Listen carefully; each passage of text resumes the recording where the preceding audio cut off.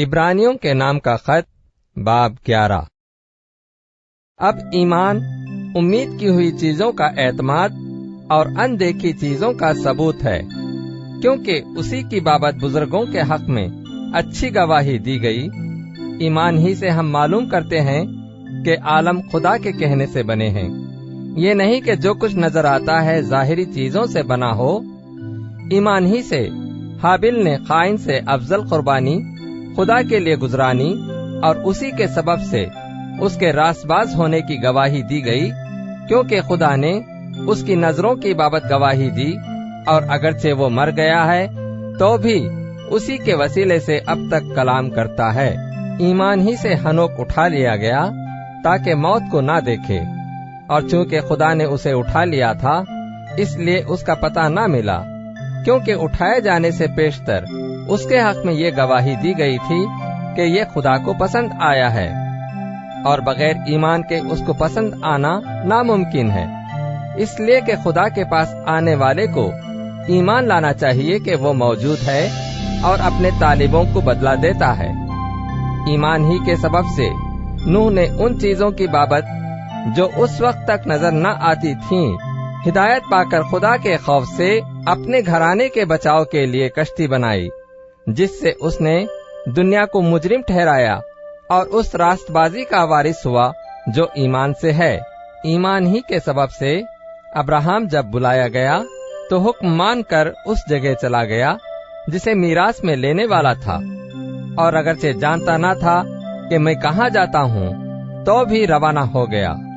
ईमान ही से उसने मुल्क मऊद में इस तरह मुसाफिराना तौर पर बुदोबाश की कि गोया गैर मुल्क है, और इसहाक और याकूब समेत जो उसके साथ उसी वादे के वारिस थे खैमों में सुकूनत की, क्योंकि वो उस पायदार शहर का उम्मीदवार था जिसका मेमार और बनाने वाला खुदा है। ईमान ही से सारा ने भी सिन्नयास के बाद हामिला होने की ताकत पाई, इसलिए कि उसने वादा करने वाले को सच्चा जाना। बस एक शख्स से जो मुर्दा सा था, आसमान के सितारों के बराबर कसीर और समुंदर के किनारे की रेत के बराबर बेशुमार औलाद पैदा हुई। ये सब ईमान की हालत में मरे और वादा की हुई चीजें ना पाईं, मगर दूर ही से उन्हें देखकर खुश हुए और इकरार किया कि हम जमीन पर परदेसी और मुसाफिर हैं। जो ऐसी बातें कहते हैं वो जाहिर करते हैं कि हम अपने वतन की तलाश में हैं, और जिस मुल्क से वो निकल आए थे अगर उसका ख्याल करते तो उन्हें वापस जाने का मौका था, मगर हकीकत में वो एक बेहतर यानी आसमानी मुल्क के मुश्ताक थे। इसीलिए खुदा उनसे यानी उनका खुदा कहलाने से शर्माया नहीं, चुनाचे उसने उनके लिए एक शहर तैयार किया। ईमान ही से अब्राहम ने आजमाइश के वक्त इसहाक को नजर गुजराना, और जिसने वादों को सच मान लिया था वो उस इकलौते को नजर करने लगा जिसकी बाबत ये कहा गया था, इसहाक ही से तेरी नस्ल कहलाएगी। क्योंकि वो समझा कि खुदा मुर्दों में से जिलाने पर भी कादिर है। चुनाचे उन्हीं में से तमसील के तौर पर वो उसे फिर मिला। ईमान ही से इसहाक ने होने वाली बातों की बाबत भी याकूब और एसौ दोनों को दुआ दी।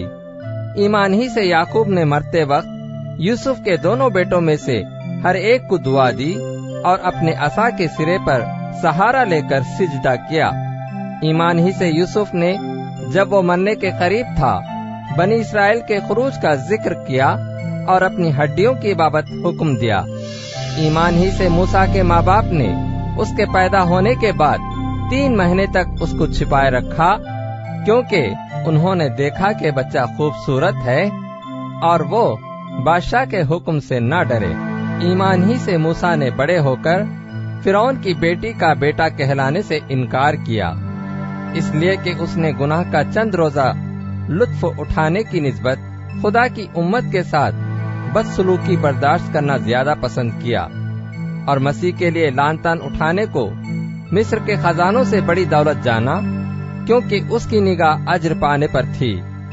ईमान ही से उसने बादशाह के गुस्से का खौफ न करके मिस्र को छोड़ दिया, इसलिए कि वो अनदेखे को गोया देखकर साबित कदम रहा।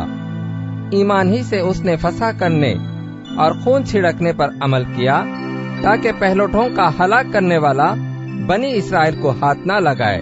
ایمان ہی سے وہ بحر قلزم سے اس طرح گزر گئے جیسے خشک زمین پر سے، اور جب مصریوں نے یہ قصد کیا تو ڈوب گئے۔ ایمان ہی سے یریحو کی شہر پناہ جب 7 دن تک اس کے گرد پھر چکے تو گر پڑی۔ ایمان ہی سے راہب فاحشہ نافرمانوں کے ساتھ ہلاک نہ ہوئی، کیونکہ اس نے جاسوسوں کو امن سے رکھا تھا۔ اب اور کیا کہوں؟ اتنی فرصت کہاں کہ جدون اور برق اور سمسون اور افتاح اور داؤد اور سمویل اور نبیوں کا احوال بیان کروں۔